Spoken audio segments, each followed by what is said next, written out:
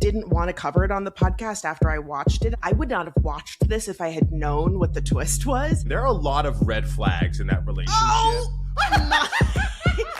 in my doc, I have a whole section called Ignored Red Flags. The idea that I'm not seeing a sonogram, I'm not seeing a doctor's bill. You know what I mean? Well, and she had one doctor's thing that she showed to her friend and the date was wrong. I'm going to say if you haven't seen it, you can skip it. And if the director wants to come at me for it, let me fix it. Hello and welcome back to Let Me Fix It, the podcast that says, hey, it's Monday. Or Wednesday, excuse me. We're recording this before class. I'm DeLon Grant. I'm an actor, a singer, writer, photographer, and an educator. And I'm Franchesca Ramsey. I'm a TV writer, an actress, a producer, a comedian, and a social media strategist. Welcome back to Let Me Fix It, the podcast that says... I'm lying on the cold, hard ground.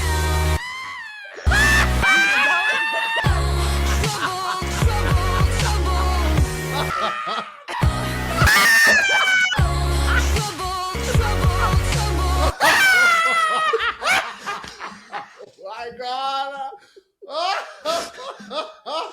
Oh my God. It was like once you like top yourself, you just continue. You're in a trap now. You're in a fucking trap. Because everyone loves these things. So you just keep thinking them up. Oh my God. And I don't know how it keeps working on me. I expect like literally, well, because I know how the podcast goes, but I expect you to have like audio of some classmate, you know? Oh my God. I needed that today. You're welcome. I also just want to say a special thank you to, there were a number of members of the class that helped me workshop this idea when I was in the live chat one day, because we were talking about how we needed another DeLon supercut. And there's a really famous Taylor Swift clip where they have screaming goats in there. Yes. And I was like, oh my God, it just came together so seamlessly. So shout out to everybody who helped encourage me to make that. And it was That reminds me of that. You know that girl who's like doing some video and she like hits herself on the side of her bed. Oh God, the internet is good for that stuff. I will say. Well, class, don't forget, you can send us a tagline to letmefixitpod@gmail.com. You can send it as text or as a voice note, and we might include yours right here on the show. DeLon, are you ready to talk about this Netflix documentary? Ooh. So class, I don't know if you've heard, but everyone's talking about this documentary called Maternal Instinct that Fran and I are going to talk about today. It's really, really crazy. The main character is this woman, Taylor, and her boyfriend, Wade. And there's a bunch of stuff we're going to get into. But the crux of it is she basically fakes a pregnancy. Right. Yes. And I don't know how she does this so successfully with all these people, but she gets like a fake belly and stuff. Not even that successfully, because everybody, and we're going to get into this, but like in the documentary, everyone seems to know that she was faking it. Yeah. Well, and it's just like Wade, the boyfriend, fiance, whatever he is, that's not listening to her. So, class, it takes place in 2020 in Texas, between Texas and Oklahoma. DeKalb County is where they live in Texas. And the documentary starts really kind of interestingly. She's like speeding down the highway with a baby in her lap, and she's pulled over by a state trooper, and you're like, wait, how the fuck did she have how did she give birth to this baby? We know she didn't, right? Spoiler. But how did she give birth to this baby and is driving in a car? I was like, my first thought, friend, was like, women are fucking strong as fuck. God damn. Yeah, I mean, when you see that body cam footage, it's like, it's difficult to watch because the baby is clearly like limp and she's crying and she's very distressed. And they really set up this, they do a good job and not a great job, honestly, of setting up this thing and then jumping back in time so that you're now watching going, oh my God, how did she then end up, with this baby in a car? What happened? What is going to be kind of like the crime of this? Because it is a true crime documentary. And class, there's going to be a lot of spoilers here. Right. But I just got to say, I felt like the twist of this documentary made me really uncomfortable, and I didn't like how Netflix did that. Like, I didn't know anything about this story, and honestly, I didn't want to cover it on the podcast after I watched it. I would not have watched this if I had known what the twist was. And then a number of people asked us to cover it, and it's been trending. And I was like, it might be worth talking about, especially if there are people who haven't watched the doc and are not sure if they want to. Sure. But my God, the twist is horrific. The twist is terrible. The twist is really, really awful, and not what I expected either. Truly, no. Like I expected some tragic thing to have happened with her kind of giving birth too early, but like to your point, the twist is like, wait, what? Let's start by let's like break it up into sections, because like she has her main relationship, and there are a lot of red flags in that relationship. In my doc, I have a whole section called Ignored Red Flags. I literally have a red flag and a list of things here. So there's some red flags in the main relationship, but then there are other things that happen in her life prior to this relationship, where most of the documentary kind of lives, that they take us back to like a friendship group she had and some stuff that happened there. They take us back to like a job that she had where she was lying there. So this woman clearly is some kind of sociopath, not a psychologist, right? But some kind of sociopath. So let's start with like the main, where the documentary lives. So what are some of your red flags that you wrote down? So class, again, spoilers are going to happen here. Essentially, this woman fakes a pregnancy, and everybody in her family or in her friend group seems to know about it. In terms of the red flags, I mean, she talks about how she has all this money, and she buys her boyfriend's mom a truck that then gets repossessed. Red flag. You've been dating this guy for 3 weeks, and you buy him a truck, you buy the mama car. The mama car. Yeah. And just to back up before that, we're talking about the money. I wrote the same thing down. People who have money don't talk about having money. No, they sure don't. You know what I'm saying? They people sure who don't. She's telling these people that she's going to inherit $8 million, and but she has all this trouble with her mom and the inheritance. People do not tell you their business like that. No. Not after knowing you for months. No, and not weeks, honestly, because anytime, let me tell you, Delon, I think I've told you the story before. I went to school with a girl who was very, very wealthy, and we had been friends for a year before she invited me to her house. This is a great fucking story. And she invites me to her house, and she says, hey, before you come over, you just gotta know, I have money. Be cool. And I was like, what? And she's like, yeah, don't be fucking weird. I go to this girl's house, and it's like you go up to a gate and they check your name off, and then you drive up a long winding thing. And it's like, and I've been to some nice houses before, but I was like, holy shit. And as I, became friends with her, she talked about the fact that she didn't tell people how wealthy she was because people started taking advantage of her and treating her badly, and going out to eat and expecting that she was going to pay for it, or coming to her house and stealing things. Are you for real? Well, she had a big ass house, so she wouldn't always know. You get lost in that bitch. She wouldn't know. She would be like, now there was a crystal right here. Not a crystal. But, she lived in this massive home. I'm talking indoor tennis court and movie theater. And it was insane. But she really never gave the appearance of, I'm flashy, I have a ton of money. And in many ways, she seemed to be a little... not reserved, but like a little embarrassed. And I've noticed that trend in friends of mine that have money. And it's something that's really instilled from their parents, because the way you keep your money is you don't fucking tell anybody that you have money. You don't. And you know how it shows up? It shows up in the things you talk about, the things you buy, the places you've trips been, you take, okay, yes. The extra homes you have. Yes. I love Cannes. I love the south of France, right? Like when you're talking about that, you believe how wonderful Cannes is? and it's the unspoken thing, right? Yes, they know, and we know, right? That they are talking about being rich. What is it? There's a phrase that's like wealth whispers, and then it's like new money screams. Yeah, it's the people who have, and you think of somebody like a Mark Zuckerberg, fuck Mark Zuckerberg, or you think about a Steve Jobs. They are wearing a black turtleneck and sneakers, They're dressing very minimalistically. And even when you see, these heiresses, they might be wearing designer, but it's like a designer white tee. Like it's very subtle and understated. They look at logos and fancy cars and all that stuff as kind of gouache, like just, we're not, gouache, we gauche? don't. Yes, gauche. I said, who is gouache? Who is gouache? Gouache is a paint.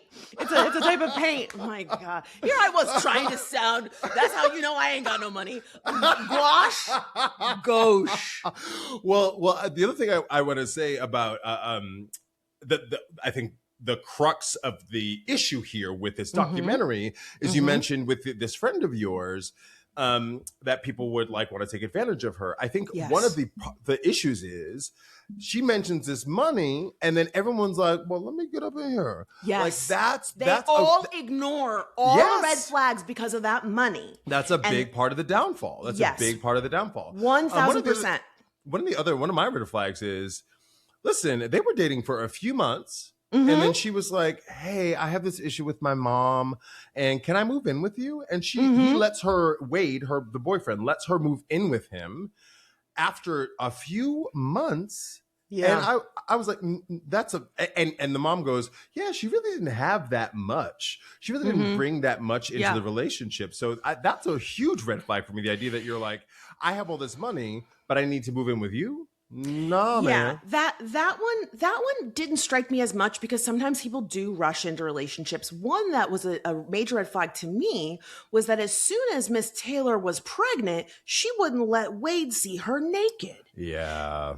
And and it's also a red flag that this woman had two children from previous relationships and was not involved in their lives at all. And now she wants to have a baby with you and she will never let you see her pregnant. It's just weird. Not to mention the fact that suddenly old friends are popping up and they're like, "Hey, so she had a hysterectomy." And nobody told them that. Nobody, but no. I will someone say, someone told his mom that. Really? I missed that. One of the home and what she did is she said, "Well, your mom doesn't want us to be happy.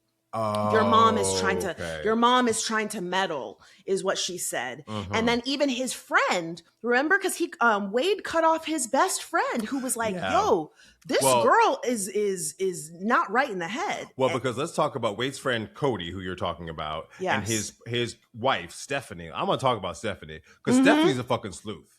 Stephanie was like, let me go in here. Let me find, because the whole time she was like, "This doesn't smell right. It doesn't smell right." And she's the one that I remember getting in contact with the old friend group who knew that Taylor had a hysterectomy. Yes. But I also want to double down on the point you just made. The idea that you have two kids, and I'm not here judging anybody's life choices or anybody's life occurrences, right? But you have two kids and neither of them live with you, and you are living with this other man right now. You're trying to have a baby. Like, if nothing else, we need to sit down and talk about some therapy and some counseling because things are not lining up correctly here, right? Yes. Just for the unfolding of your life, we need to get priorities, your priorities straight. And I will say, you're right. Everybody's circumstances are different, but if you are going to bring a child into this world, your track record is going to be called into question. It should be. If you are not, and there were some things that the documentary did not cover, and this seems to be a pervasive problem with Netflix, where it's like they are rushing to put these documentaries out, and they're not actually covering all of their bases, because I would have liked for them to have delved into this, two previous marriages and children situation. Two marriages? I don't know. She was married 2 times. Wow. And they were like back to back. And she had just gotten that second divorce before she met Mr. Wade. Oh, wow. And had fought to not pay child support for one of the kids. One of them lives with the dad, and the other one lives with her mom. Right. And again, if you are not in a position to take care of your child and you give them to your other, the co-parent or a family member, I think that is a sound choice. It means that you are putting the child's needs above your own.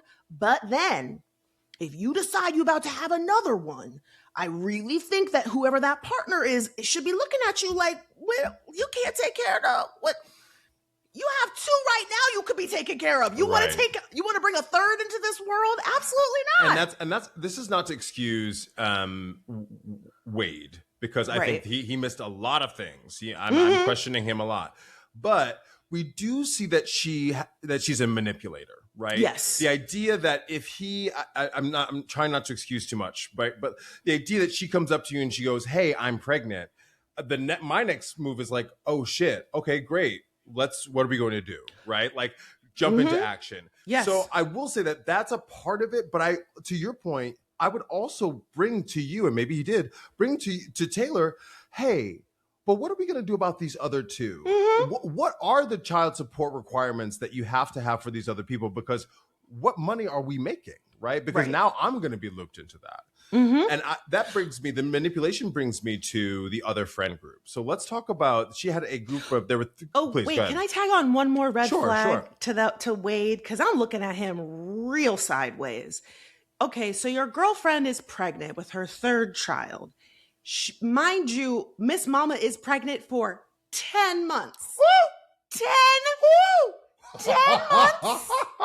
10. Well, because girl, she was trying to figure it out. She was like, what do I do? 10 months.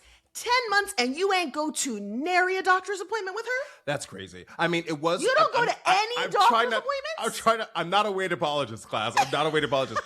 He did say that. Eat your ass up, Talon. You see it? You see the disclaimer? I'm like, God. Wow, even a gay man is making excuses for that deadbeat. Because you know they will eat me up. Yeah, they sure will. No, it was during 2020, so that was a part of it. And Taylor knew that, right? She knew that fucking shit. Yes. So that's how she used that. But you're right. The idea that I'm not seeing a sonogram. I'm not seeing a doctor's bill. I'm not, you know what I mean? Well, and she had one doctor's thing that she showed to her friend, and the date was wrong. And the friend from 2016. Said, the date on here is wrong. And Taylor was like, "Oh yeah, there was a mix-up at the hospital." Like, yes, she was a master manipulator, but it really felt like there were a lot of people who looked the other way. Yeah. Because they thought she was charismatic and fun, and she was paying some bills, and yes, it was 2020, but like they were at the rodeo, they were at like the pandemic really didn't seem to exist for them.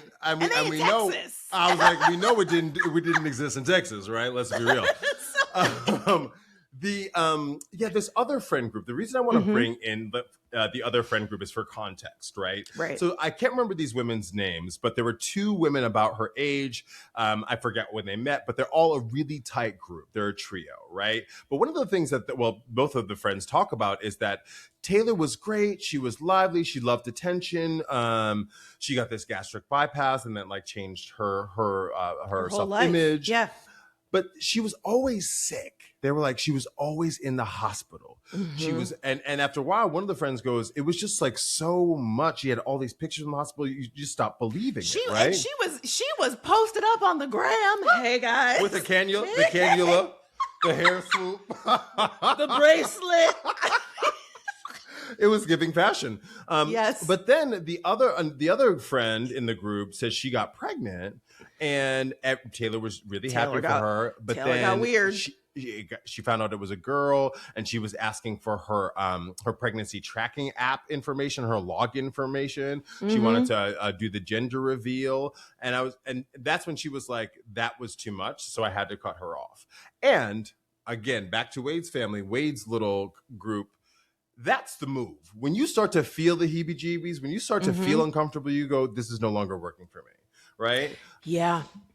Yeah, and it's delicate, and I want to commend you, Delon, because I think what you're attempting to avoid to do is like victim blame, because even though, this story ends very tragically, there are a lot of victims here, because even though I don't fuck with Wade and I think that he ignored a lot of red flags, I can imagine that he is looking back and saying, why didn't I do this? Hindsight's 2020. Hindsight is 2020. And we have the benefit of watching the documentary and knowing where this ends. And class, I'm going to give you a trigger warning here because we are going to delve into what actually happens. Oh, God. Is that Taylor befriends this young woman, Reagan, who she actually photographed Reagan's wedding.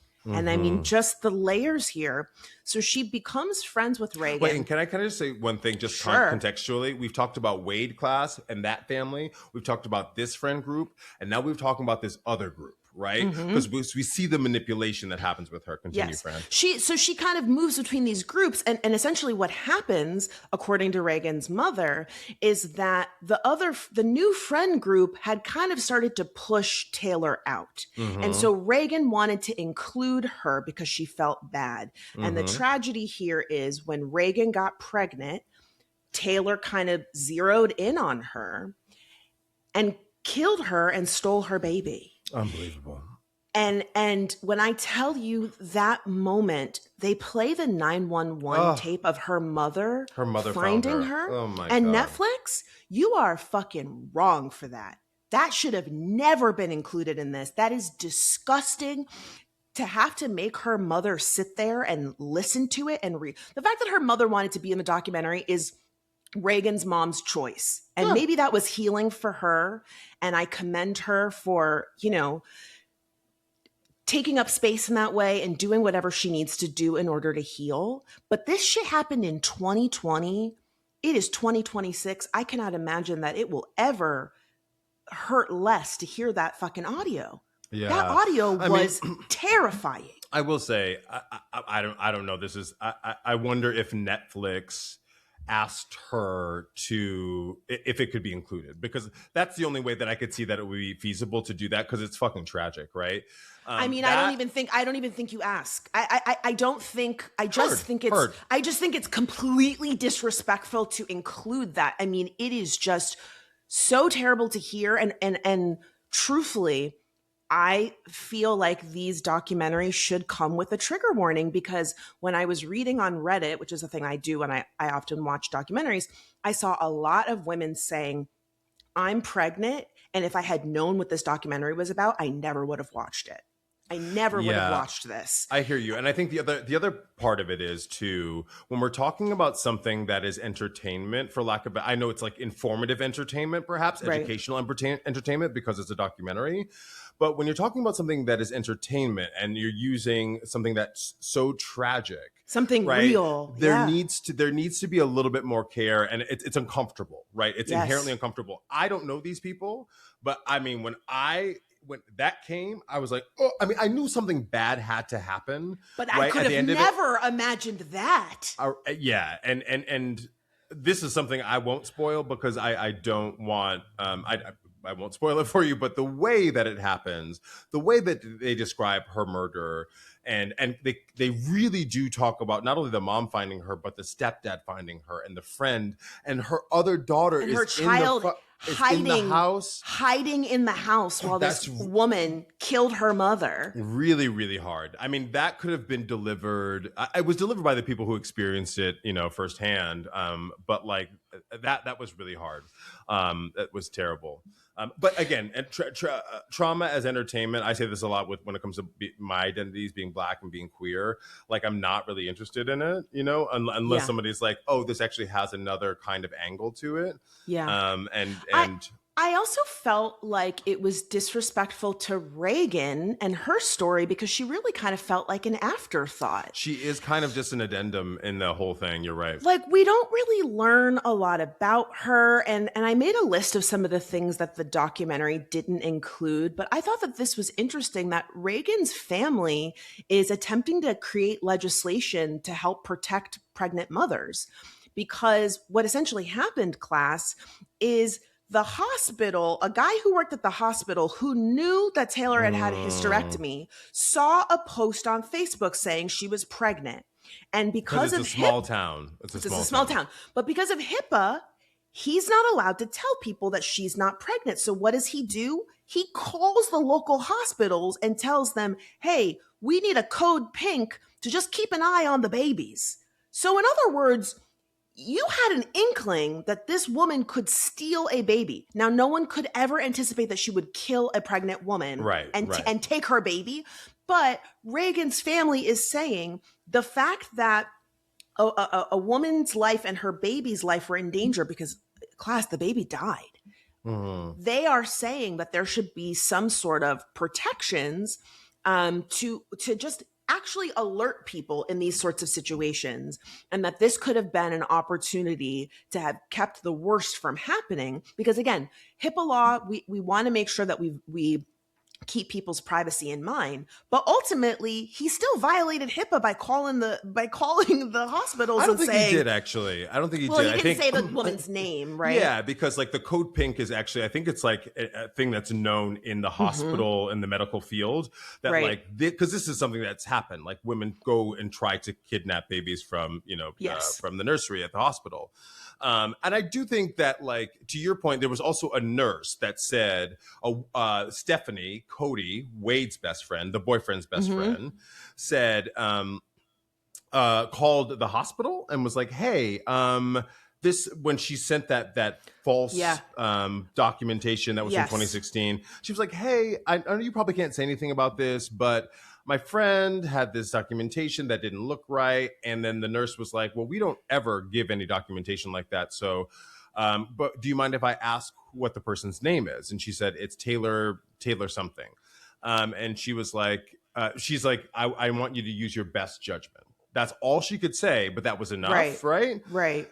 HIPAA does have to be a law, like you said. It really does have to be a law. But I struggle because I'm like, in reality, do we think if this law existed for Reagan and her family, that we would have had the foresight to even go and that it could have stopped her? Now, I will say this, and I hate to say this, after the fact is the only thing we can do with, right?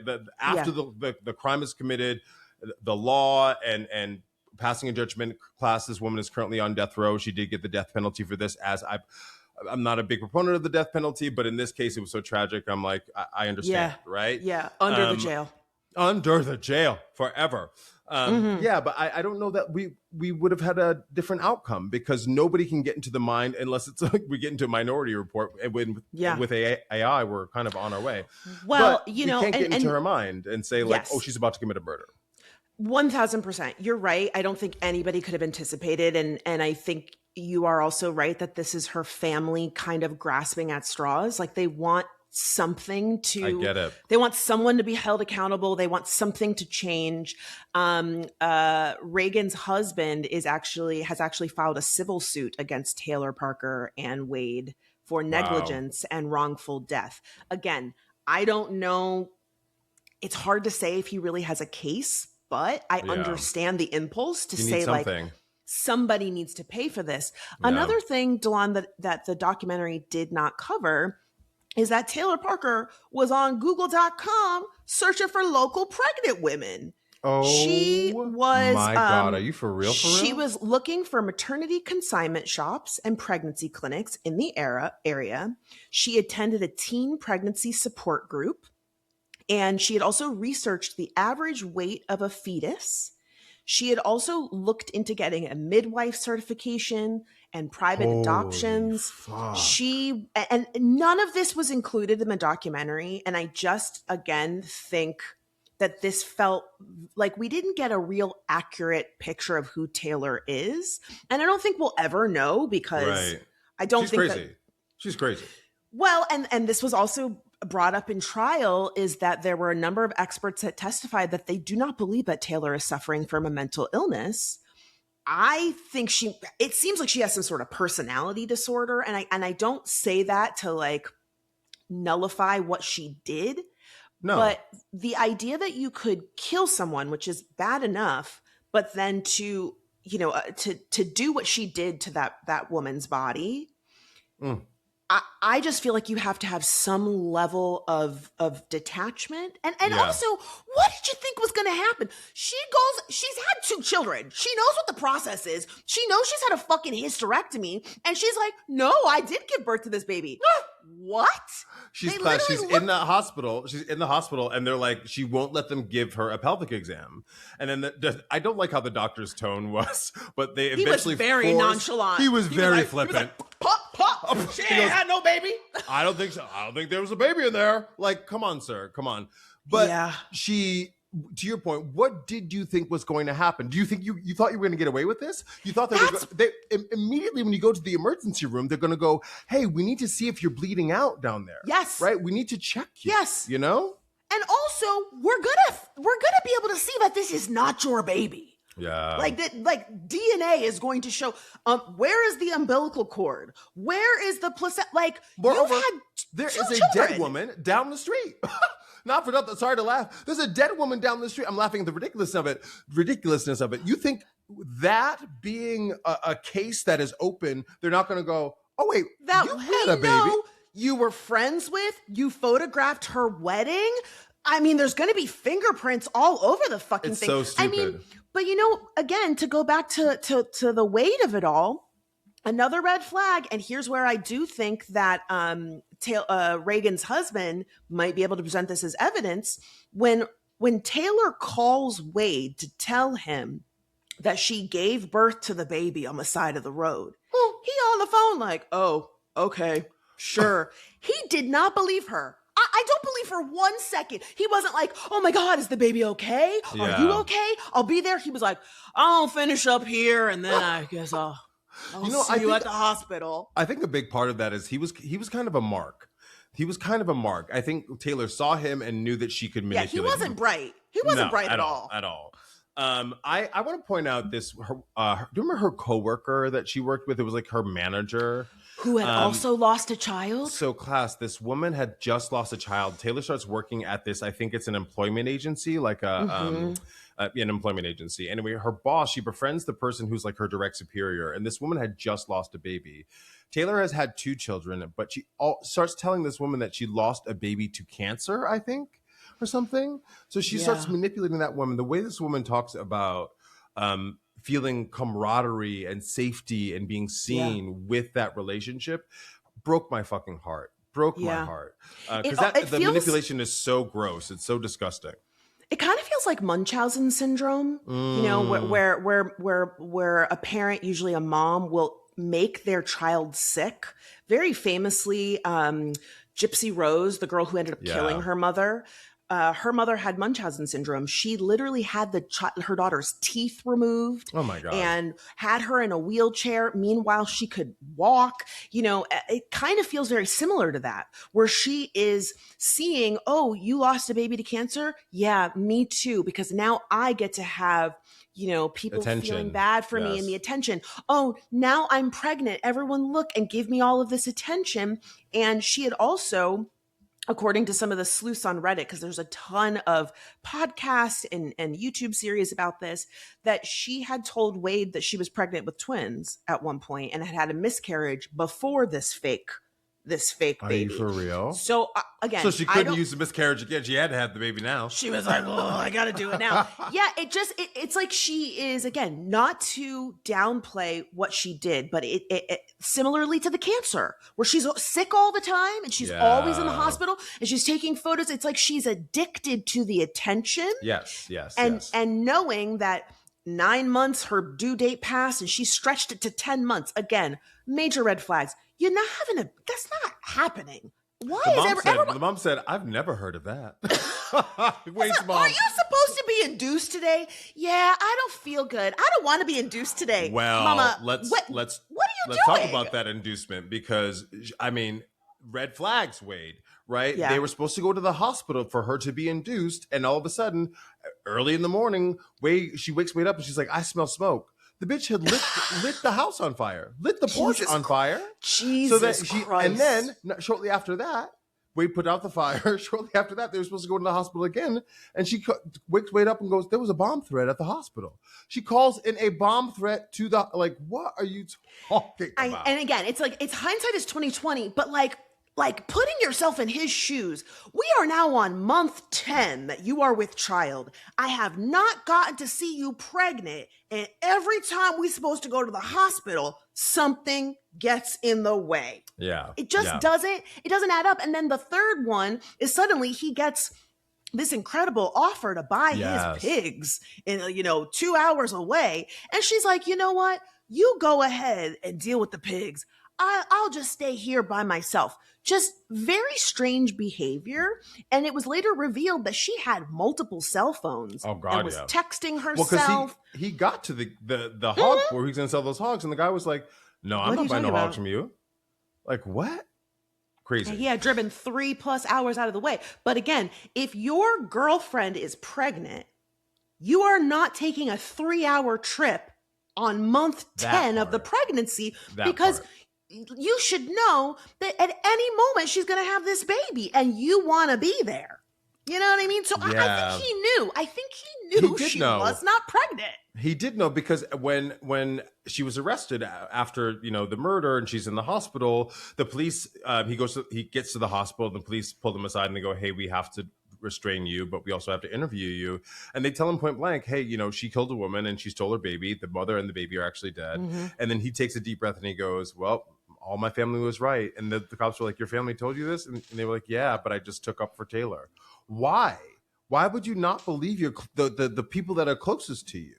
I don't know what she's clearly a master manipulator, but I don't know what she was telling this man to make him believe it. I think she is a master manipulator, and I think that she picked somebody who, by all intents and purposes, was not a looker.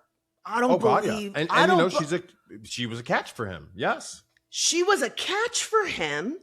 And I think that he was willing to overlook the red flags because he finally was getting some romantic attention. Yeah. And then, she helped him she paid or signed for the truck. His truck didn't get repossessed. But whose credit was that on? That's my question. I don't know, but he was very happy to have this nice new shiny truck and the promise of they were going to move into this really expensive ranch and they were going to be making all this money. And I think that he knew she was faking this pregnancy, but and she was telling him that she was going to get this big inheritance. Mm-hmm. And that there was a trust waiting for her. And he was willing to overlook all of those things because he wanted to believe that this was going to be a major payday for him. And again, I don't believe that he could have ever anticipated that she would kill a pregnant woman and steal a baby out of her body. Right. But the more I think about it, and it's sad because, Reagan's husband is filing this civil suit. I don't think he has any money. He's not going to get, I don't think he's going to get any. The mom said it. The mom said, "We don't have no money.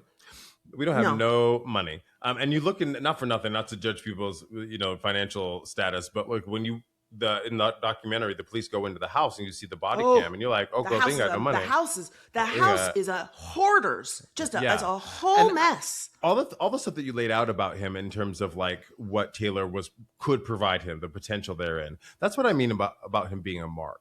She had done this so many times with the friend group, with the former coworker.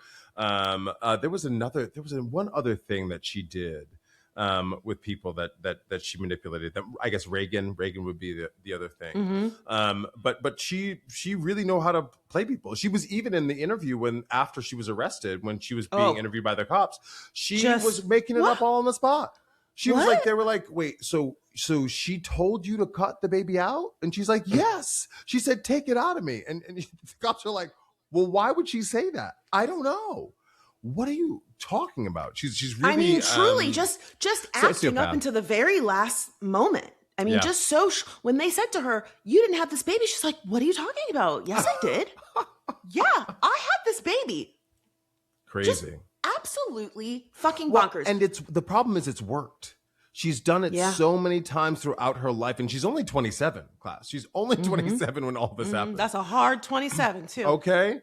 It's worked throughout her life, and that's why it's become a pattern. That's why it's become part of her personality. I feel for Reagan's family. I feel for Taylor's 2 other children. I just can't imagine how they feel knowing that this happened.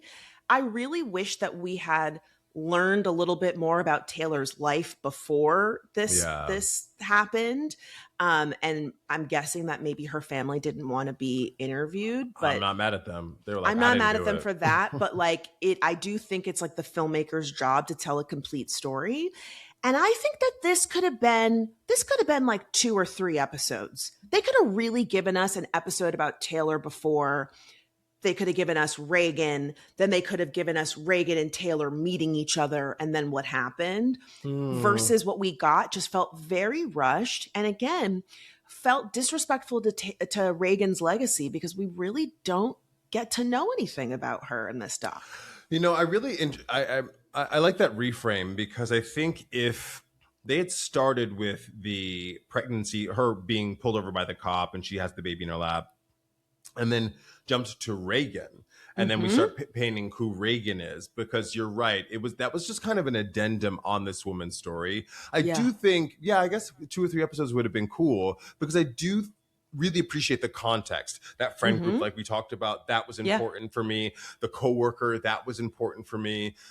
But I do think Reagan gets kind of like, and this is the woman she killed, right? Versus like, she did talk about, I mean, they did talk about the wedding and her being a photographer, but I would have liked to have heard more about, because Reagan was really young too. I think Reagan was only 21, right? And she'd had a kid before, and the parents talk a little bit about her having her daughter at 17, and we talked to her sister a little bit, but I would love to have heard more of a wholesome picture of who she was. I mean, and even it would the have made it more trial. tragic. But at the very least, it would have felt like it wasn't just tragedy porn, which is what it feels like, especially because you go into it knowing that this baby situation happens. But it's presented in a way where you really don't know whose baby it is. But, at first glance, I thought it could have been her baby. She did have leggings on, which I was like, how you got leggings? Blood. And no blood. Anyway. Like, that just felt very weird. But I was like, who knows? Maybe. I was like, oh my God, this woman. I didn't know the story. And then also, like, I would have liked to see the trial. I mean, I feel like Act 3 the third episode, we really could have gotten to the trial, because, for all of our critiques about the crash, I liked hearing from the district attorney in the crash. Let me hear from, or some mental health people, or some, a prosecutor who didn't work on the case, but has had situations like this, because unfortunately, while this was very strange, people do try to steal babies, and pregnant women are at risk of being attacked and targeted by these freaking weirdos. Well, I mean, I've heard stories. You've heard these stories about, a person completely grew up with this person thinking they were their mom. And then I think I saw something on social media. A woman was arrested decades later, and she was in her neighborhood walking her dog, and they were like, "You stole this baby years ago," and she was like, "What?" But I've definitely heard about those instances. The thing that I want to bring up, and this is kind of not so much in line with the fix, but like there's a hard dichotomy here, because we love this shit. Like, you love true crime. We love hearing about tragedies. We love, we want to get into people's lives, right? But I also think, like, I have a hard time when we're using it as entertainment, right? I have a hard time. Look, my question is, should this had even been made at all, right? Like, what does this help? How does this move the dial forward? In terms of, like, I understand completely why Reagan's family is like, we need some kind of legislation to combat this, because. And that could have been included in the doc. 100%. They don't talk about that at all in the documentary. And I think that's a hugely missed opportunity. To answer your question, should this have been made? I got to be honest, I don't really know. And, like, here's the thing. I do like true crime. I don't consume a lot that's about murder. I consume a lot of stuff that's about espionage, right? And heists and advancements in DNA and forensics, and cold cases that were solved, where it's about finding the person or exonerating somebody who was innocent and falsely accused. Those are the types of things that I think are really interesting. I would not have watched this had I known what it was about. When I heard that 911 call, Delon, I got to be honest, I was so shook by that, and thinking about what Reagan went through in that moment, and that she was cognizant the whole time, that she didn't have anesthesia. Oh my God. The fear that she must have had, the fear that her child was going through, and that it was presented in this, like, boom, you didn't see this coming, just felt really gross to me. And I hear you. I feel like there could have been a more respectful way to tell this story. Yeah. And I just don't think that this achieved what it was supposed to. What about I hear you? you. Well, I don't think it should have been made. I don't think it should have been made for our entertainment. And I love documentaries. You know, I devour them. And I also love true crime. I'm not like, I just listen to podcasts, so it's not visual, right? Which helps. I don't think, for the reasons you're talking about, specifically around Reagan's family, specifically around how she died. Yeah. I guess I'm always kind of playing both sides and thinking about both sides. I could see where someone might make an argument for, well, this might shine some light on for pregnant women or for women, so that people can be aware. But like I'm not a woman, obviously. I can play one, but I'm not. But I can imagine just hearing you talk about it, like being a woman, being a pregnant woman, is completely different, right? But being a woman, knowing how much violence happens to women in this country, and the PTSD that I can imagine you all feel just point blank with seeing it and hearing about it. Yeah. Not only experiencing it yourselves, but adjacent in your friends group, right? The trauma of it being passed down from your mothers and all of that. Like, I don't think that you all need this kind of content to be in the world, despite it being a reality for and especially in a moment where reproductive rights are under attack, where women who want to have babies are at risk of their lives ending if they've had an ectopic pregnancy, or if there's some issue with the fetus.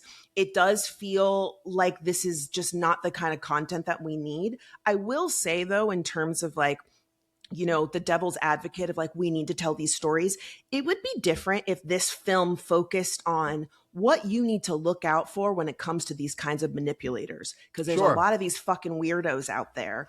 And unfortunately, we've seen a lot of docuseries about the worst boyfriend, the worst roommate, these people who are sociopaths and take advantage of people and steal from them or kill them or whatever it is, and really kind of creating a roadmap for identifying these people and what it is that you need to do. Because Wade and his family ignored a lot of red flags. There were some people in the friend group who knew something was wrong. What are you supposed to do? What are the resources that you need to be reaching out to? How do you cut someone off safely? I mean, this is a thing that they talk about a lot when it comes to domestic violence, that if you have the misfortune of being in an abusive relationship, the most dangerous time is when you try to leave. Yeah. When you try to leave is when you are at risk of being killed. And this includes, women who are pregnant. And so if you're in one of those situations, there are like very specific things that you are advised to do or to avoid doing, putting some money aside before you actually tell them that don't tell them that you're going to leave. You know what I mean? Just, I'm going to work. Yeah. Boom. You know what I mean? Like, so maybe this could have potentially been a learning moment, a teaching moment, not that we're going to anticipate that pregnant women are going to be having people steal babies out of their stomach. But this woman was a manipulator. Yeah. And unfortunately, there are a lot of fucking weirdos. We got one in the goddamn White House right now. Talk about a manipulator. Talk about a manipulator. And so what should you be looking out for? And really encouraging people, especially women, because it was the women that all said this ain't right. Stephanie, listen, Stephanie, that's my girl. She was like, guys, right. No. And really encouraging women to trust and listen to that voice. Yeah. When you have that feeling to say, you know what, I need to maybe investigate this. And just to make sure.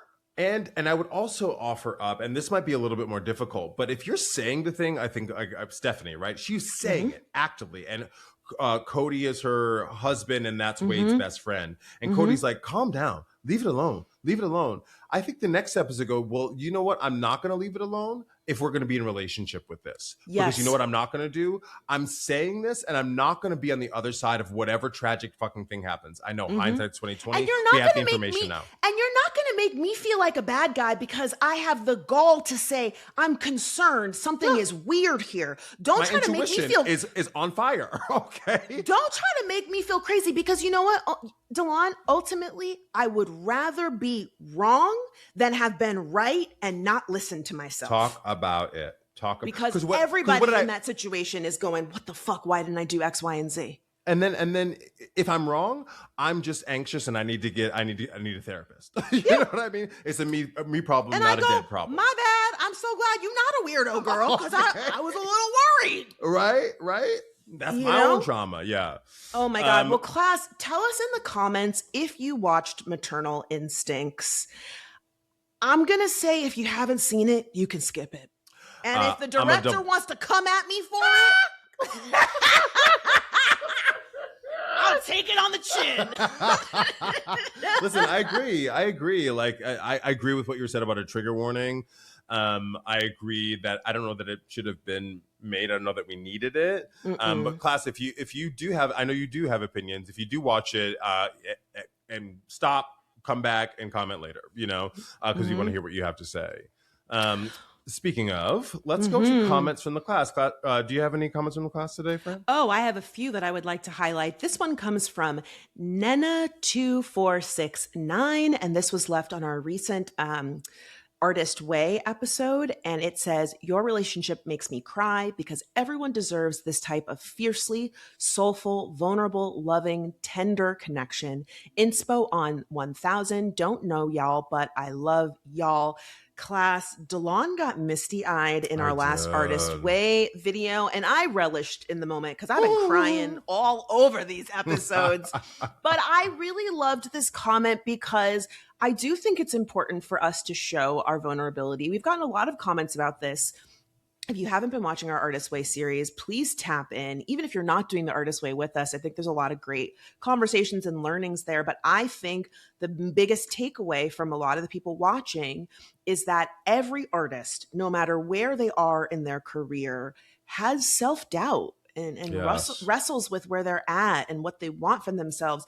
And I think that can be really healing. It's been healing for us and the audience. So thank you, Nena, for watching and for this beautiful comment. What about you, Delon? I just love that. I want to comment on that. I thank you for sharing that. And to double down on what you're saying about vulnerability, like it just allows us to be more human. It allows us to be more of who we are. Because I feel like the moment I leave my door, I have to steel myself, STEEL, right? Against what's coming at me. So the idea that there's a soft place where we can be together, I think is really important. So my comments from the class are, we did ask you all when we were talking about Clive Davis and all the artists. that Bruce Springsteen. Bruce Springsteen. I did say, class, if you know Bruce Springsteen songs, please let us know. And y'all came out. They were like, you know Bruce Springsteen? Who knew? Y'all know Who some knew Bruce? the boss had that many fans? And I was like, I had to Google. I was like, why is this man called the Boss? If you don't know, he's called the Boss because of the band he was in. I don't know if it was the E Street Band, but there was a band that he was in, and he would be the one that distributed the pay after the gigs, right? So that's why he's called the Boss. But I just want to run through some of these because y'all know some Bruce Springsteen. Born to Run, Blinded by the Light, Glory Days. I do know Glory Days. I do remember Glory Days. And then he has a song called Born in the USA. Born in the USA. I did know that one, but I didn't know it was Bruce Springsteen. I didn't either. I didn't know. You could have told me that was Mayor Mamdani, and I would have been like, okay. But then there's this one called Streets of Philadelphia, which I guess he won a grant or an Oscar for? I do know that one because it was in the movie with Tom Hanks, right? Which one? It was. I don't know. It was. Hold on. Let's see. Streets of Philadelphia. Well, he changed that and made a version of it called Streets of Minneapolis. And Sharon Baker 3007 said Bruce gets flowers for Streets of Minneapolis. That was when ICE was, doing all of the crazy shit that they were doing in Minneapolis, that they're still doing around the country with kidnapping people and killing people. Yes. You know? So I was correct. It's from the 1993 movie Philadelphia. And that's the one with Tom Hanks and Denzel Washington about the AIDS crisis. I mean, that's incredible. I do know that song. Did not know it was Bruce Springsteen. Listen to me. Listen, come for me if you want. Nothing against Bruce Springsteen, but I was like, what is this song? I was like, what is this song? When I was listening to it, but I think context matters. Context matters. Now that you mentioned the Philadelphia story, and is it Philadelphia? No, Philadelphia. Yeah, Philadelphia is just the movie. Philadelphia story is another movie. Not Philadelphia, the AIDS crisis. It all makes sense, right? Yeah, powerful. Very, very powerful. So, class, thank you for that. I appreciate you coming and giving us a layup with all those Bruce Springsteen songs. I did try to listen to a couple of them, so I was like, let me just do due diligence and know what we were talking about. Now your Spotify recommendations gonna be all fucked up. I want to highlight one more comment. This comes from Joe Humble 385. Joe gave us a tagline suggestion, which I didn't use because I wanted to use the Taylor Swift clip, but it says, everyone's allowed to be wrong, but don't make a hobby out of it. Ooh. I originally started saying this in relation to garbage hot takes, but nowadays I sling it around whenever somebody disagrees with me over something dumb, like disliking a song or something. Just found y'all from Fran's appearance on Hysteria, and boy, oh boy, was I not expecting to have her have a Robin or platonic Superman to her Batman with equally immaculate vibes, respectfully-ish, of course. What a beautiful comment from a new classmate. Well crafted. Thanks for checking us out. I was on the Hysteria podcast last week, which is a Crooked Media show. I linked it on our page. I'll link it in the description box. A number of people came over. They did put up host of Lemme Fix It on screen, which I thought was really fun. So thank you for coming and checking us out. I love the idea that you and I are Batman and Robin. I think we could switch off each time with. Yeah, I mean, I've always joked I'm the Oprah to your, or the Gayle to your Oprah. You know what I mean? That one feels a little bit more appropriate. Yeah. Okay, now it's time for everyone's favorite segment, the Glow Up, where we give props to those who've turned themselves around without our help. Fran, do you mind if I go first? Sure. Great. So I'm doing a lot of these. We have had stay up. We've had wake ups. I'm doing a little bit of a stay up. Class, I know you're so tired of me talking about Zoran Mamdani. I know you're so tired of us talking about Zoran Mamdani. And this is a little bit more of a headline, if I'm honest. So I'm kind of wedging it in here. But so you may have heard, because I think everyone heard, if you follow politics at all, that Zoran Mamdani endorsed 3 candidates DSA. For the Democratic Socialists of America. He endorsed 3 new people for Congress, and they're all DSA members. Brad Landers, let's see, Claire Valdez, and Daria Lisa Avila Chevalier. We will learn how to say this woman's name like we just learned how to say Lauryn. Because we're going to be saying it. Okay. Because she's about to win. Hello. Because everybody's saying. Well, because what happens is in New York, generally, because it's so liberal, if you've won the Democratic nomination, you're probably going to get into probably going to win. Yeah. But I want to talk about this. I want to center several things, right? And hear what your thoughts too, friends. So Zoran Mamdani is like...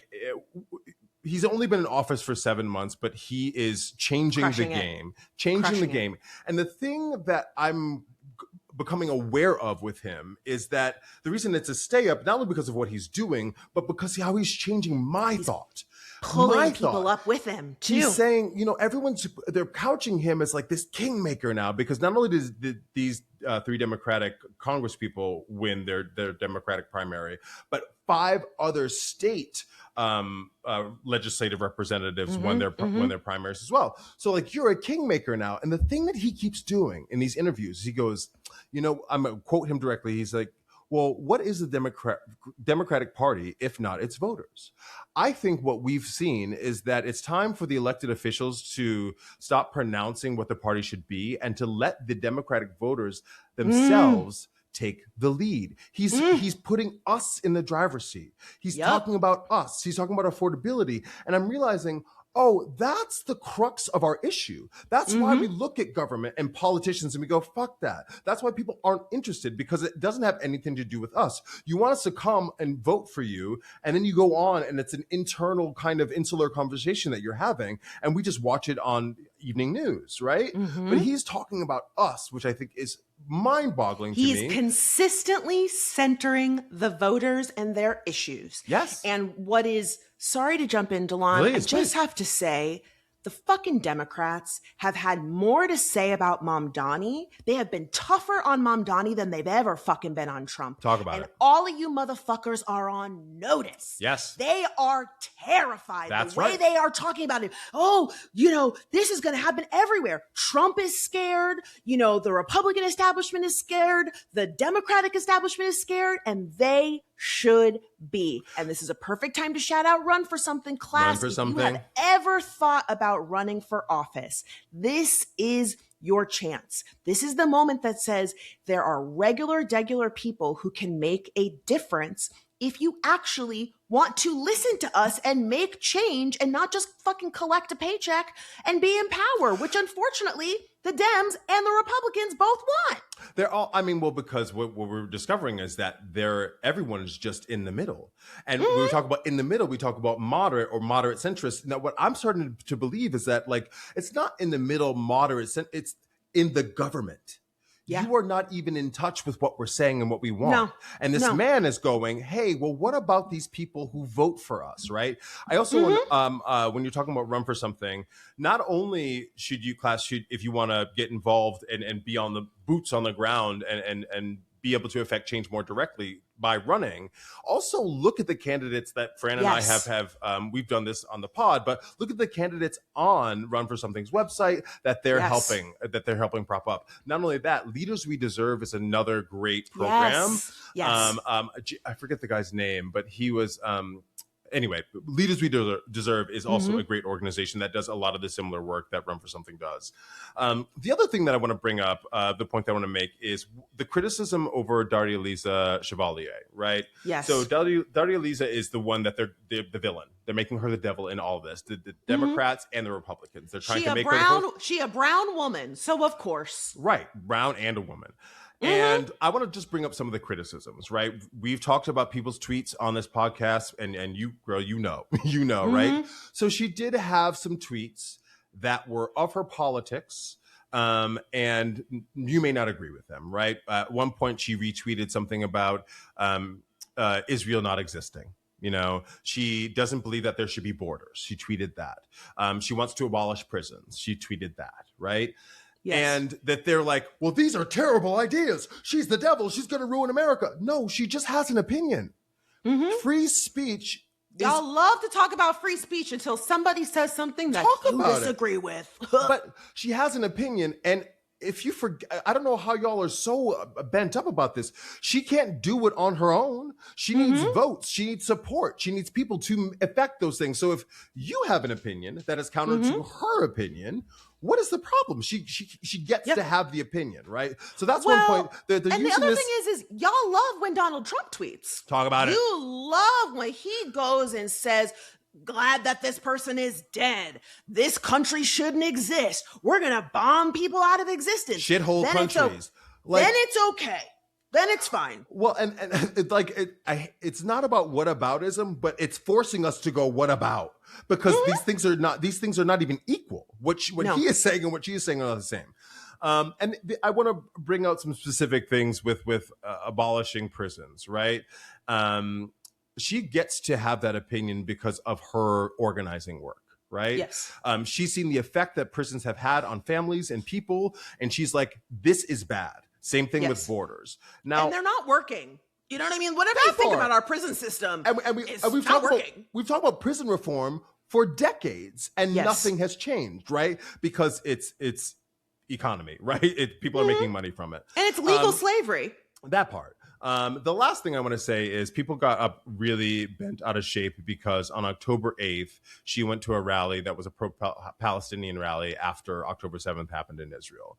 And we know these things don't happen in a vacuum, but I don't want to unpack all of that. But what I want to say is I encourage everyone to go watch how she's responded to this, right? The people have been like, you went to this rally on October 8th, and that's disrespectful of the lives that were lost. And she responded by saying, in my organizing work, I have been organizing as someone that's pro-Palestinian, and I in that work, I've realized that every time something happens, there's an immense backlash and on Palestinians. So I anticipated that happening, and that's why I went to that rally. And she was like, and on that day, this many Palestinians died, right? So she's like, it wasn't about like me going death to Israel. It was, I know what's going to happen, and I want to be with the community that I serve and that I organize with. You know, you can take that as you want, but I just wanted to point some of that out because the stay up is Zoran, and I think the idea that like there's hope and that there's I don't know, that's like a way forward, an identity with the Democratic Party that just hasn't been for a while is exciting me. I know there are going to be continue to be criticisms, as there should be. Everything's up for critique. But this has me really excited despite all of that. Well, I think the other thing about her going to that rally on October 8th is I believe that seems inappropriate if you believe that this conflict or that the genocide started October 7th, 2023. And the reality it didn't happen in a vacuum. is it did not start then. You know, and so, you know, her commentary about the anticipation of the retaliation that was going to be experienced has come as a result of what we've seen over the last 75 years leading up to this moment. Right. And so, to your point, Delon, people are allowed to feel however they want about her politics, but we live in a democratic society, and she's getting those votes, and she is, you know, wants to represent the people of New York. And if you don't like it, you can leave. Y'all love to talk about, oh, I'm going to move, I'm going to go. Then go. Bye-bye. Go. But, you know, I will say the irony is, the people who are so loud about, you know, immigrants and migrants and blah, blah, blah, blah, blah. When you feel uncomfortable somewhere, you think it's okay to get up and leave. But you don't understand why somebody who, you know, is experiencing bombs in their home country or can't get access to medical aid or is looking for better opportunities for education, you're upset when they leave where they're from to come here if they ain't got the complexion for protection. But as soon as a brown man in a suit says, hey, free childcare, you know, we're going to clean up the streets. I think that everybody should be able to afford their rent. Yeah, oh my God, this is crazy. This is crazy. I need to leave. And I just think we all deserve leaders who have our best interests at heart. And Mamdani is exposing that a lot of these people who say they've been working for us have never cared about us at all. No, it's a career move for them, you know, and it's a lot of platitudes that they spout to us when it's time for us to vote to them. The last thing I want to comment on what you said just about immigration. What's really nuts to me, like, you know, we know the immigration system is broken. It's always been broken, and we keep talking about fixing it. We don't fix it, whatever. The idea that we're over here going, America, America, the beautiful, the brave, the best country in the world, the richest country in the world. The brand is strong. So then you mad people want to come here? So then you're mad people are like, hey, can I come in? And you also, the narrative of what this country is immigration, right? We've said this before, but multiple different countries coming over here at multiple different times, groups of people. That's why we have Chinatown, right? That's why we have Little Italy, right? Because they knew it was a safe haven. They knew it was a place for not only development, but for safety, you know? So the idea that y'all are confused by why people want to come here is nuts to me. Yeah, I mean, they're not confused. They're okay when it's white people. They are okay when it's enslaved Black people. They're okay when it's Asians taking, you know, lower paying jobs so that they don't have to pay Black people. And they're okay with undocumented immigrants working in restaurants and hotels and working for their businesses. They're okay with that. What they're not okay with is people that they think are less than having the same rights as them. And here we have Democratic socialist leaders saying, no, we about to change that. I would amend that and say not only the same rights, but power. Ooh.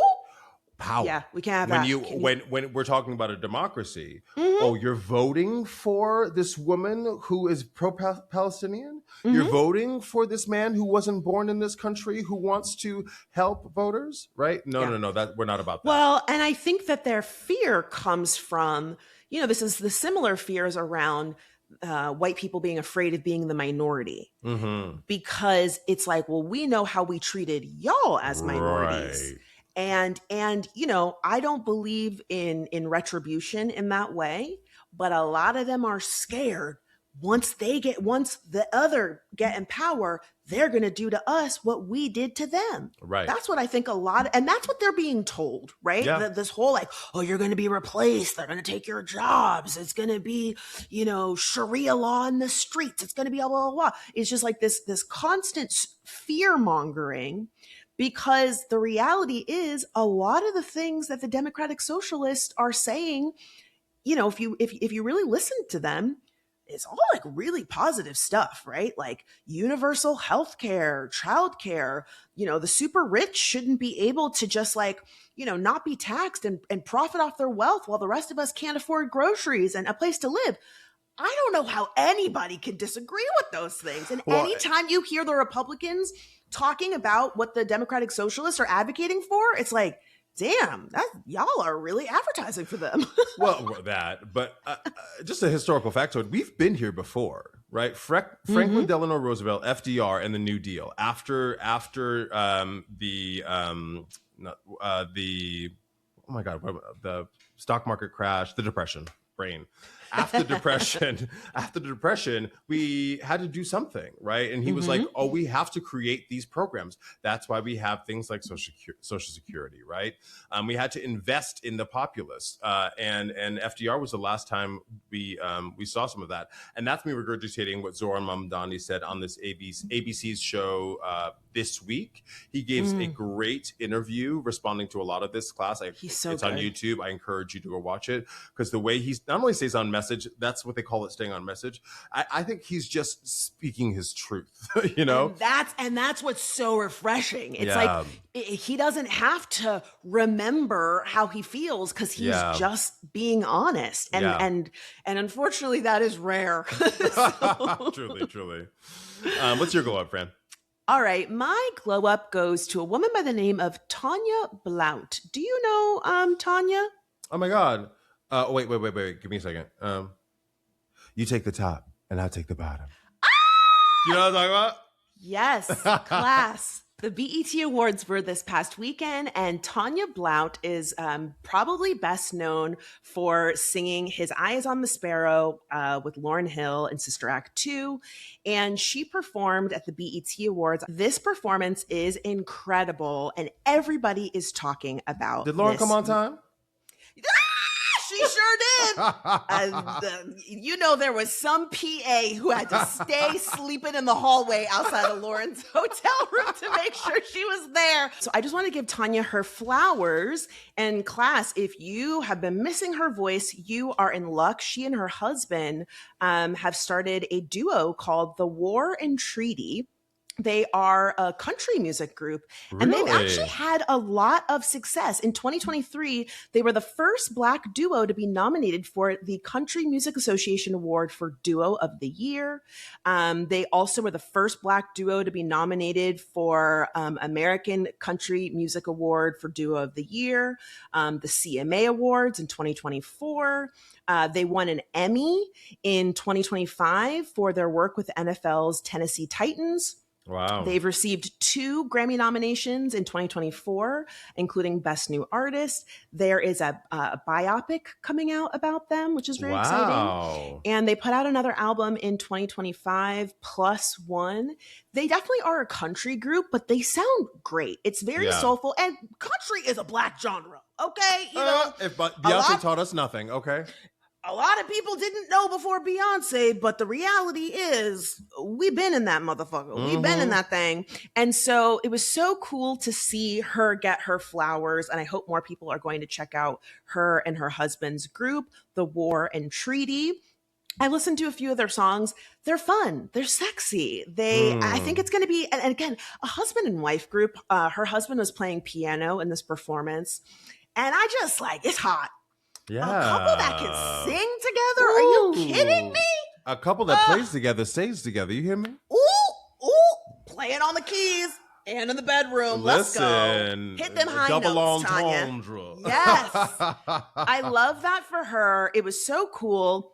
And again, just great that she's been having success outside of Sister Act 2. I did not know. I did not know, but I saw a lot of people being like, where has she been all this time? She's been here. So class, go and get caught up on their music. And I will be tuning in for that that biopic. A lot of people were coming for us over how I pronounced it, but all pronunciations matter. All right, class, that wraps up this week's episode. You can email us, lemmefitsapod@gmail.com with your taglines as a voice note or just as text, and we might include it in the show. Or send us a movie, a TV show, a book, or a celebrity that you would like for us to talk about on the show. We love hearing from you. Or a secret. Send us your secrets. We want to talk about secrets too. And if you found us via the Hysteria podcast with Fran's appearance there, or just our new, you stumbled over us, we are so glad that you are here. Thank you for being a part of the class. Hit that subscribe button so you know so they can be part of the class officially. But then hit the notification bell so that you can know when we drop new episodes every Wednesday. And I think it's noon. 12 p.m. Pacific, 3 p.m. Eastern. We have a live chat that happens that is very active. I'm usually on stage, so Fran is the one that kind of heads that. But it's a cool feature for the pod as well. Thank you for being here. I'm Delon. I'm Franchesca, and this was Lemme.